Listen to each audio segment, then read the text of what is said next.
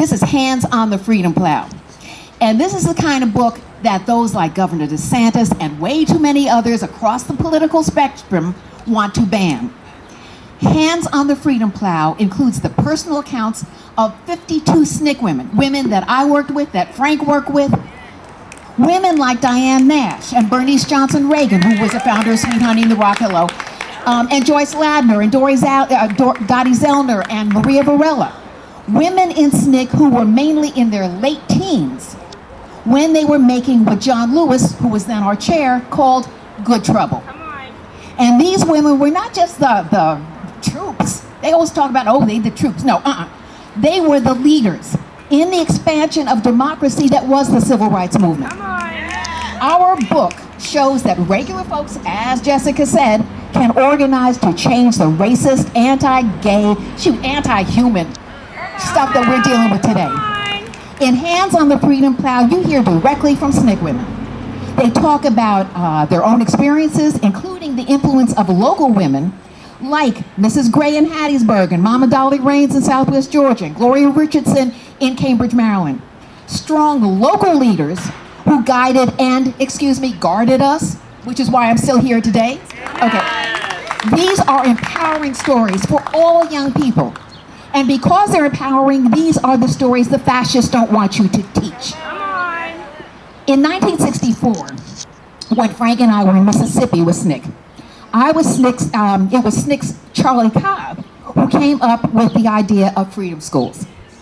We wanted to overturn the way Mississippi and much of the country at that point, South and North, let's not forget the North, taught history. Now in the South, the Civil War, for example, was referred to as the War of Northern Aggression. Probably still is in some places. In the North, it was taught that only the South had enslavement. And when I learned about Reconstruction, growing up in suburban Tarrytown, New York, just 45 miles north of New York City, right? I learned about it in my AP history class where I was the only black student. The three whole paragraphs on Reconstruction were in a textbook that only used illustrations taken from The Klansman, the book on which that horrible white supremacist film, Birth of a Nation, was based. I and my white classmates didn't learn about the incredible reforms mandated by those Reconstruction state legislatures, including free public education, not just for the free black people, but for poor white children who had formerly been denied education. It's always about expansion of democracy. No, both I and my white classmates were taught that Reconstruction was corrupt and dysfunctional. The message was clear that this is what happens when black folks are placed into any position of power or control.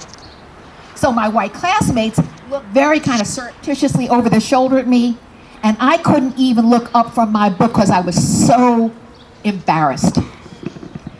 White supremacists say they want to protect their children from feeling bad about racism.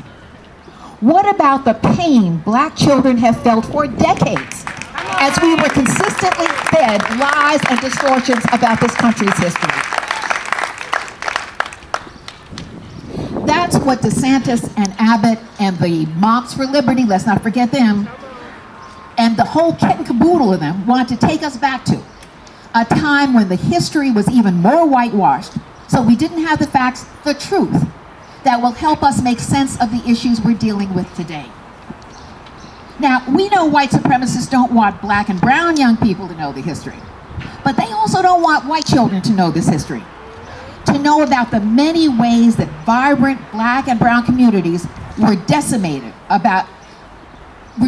in so many different ways and continue to be, about systemic racism, and about the ways that those communities continue to organize against those injustices. And by the way, I'm glad I'm seeing so many people that I contribute to United We Dream and Black Lives Matter. Hello, good to see you all. Okay, now, about the fact that, so they also don't want young people to know about the fact that, Medicaid expansion doesn't just hurt black people. In fact, it hurts white people more than black people. They don't want you to know that. Because then those white children will start to wonder what other lies they've been told. what other history has been hidden from them.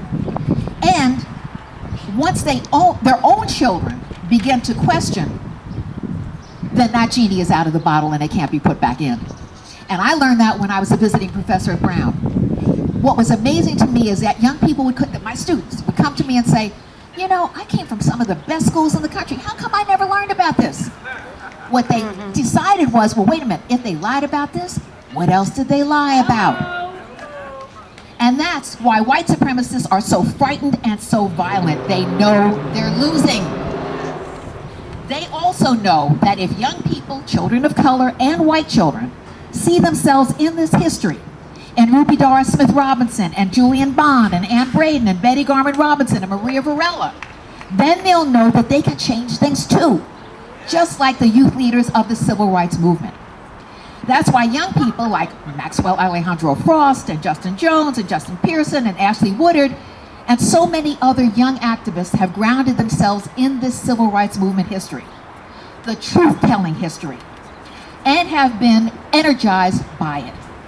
So I'm going to end with a quote from Ella Baker. Now, Ella Baker, you all know, is the one who calls all the sitting students together from all these HBCUs, Howard up here, and Spelman, and AU, and throughout the South. And she's the one who calls all of them together. So John Lewis comes in from Nashville Movement along with Diane Nash. Marion Barry comes in from where he is, also Nashville Movement. John... Frank, were you there at the beginning? Oh, hello. He was at the initial conference, 1960, April, at an HBCU, Shaw University, which was Ms. Baker's alma mater. Okay, so she calls all these young people together. And what they talk about is not just how do you get a hamburger, right, sitting at a counter. How do you make sure that they will serve black people? But more, as Ms. Baker always talked about, how do you make sure that black people and brown people and young people are able to afford the hamburger? It was always about economic justice, not just desegregating facilities. That's little stuff. Okay. So to quote Ms. Baker, the legendary organizer and SNCC mentor, she said, "I'm part of the human family. What the human family will accomplish, I can't control. But somewhere down the line, the numbers increase. The tribe increases. So how do you keep on?" She says, "I can't help it. I believe that the struggle is eternal. Somebody else carries on. And that's the truth. And that's why the fascists can't stop, and it's why the fascists won't win."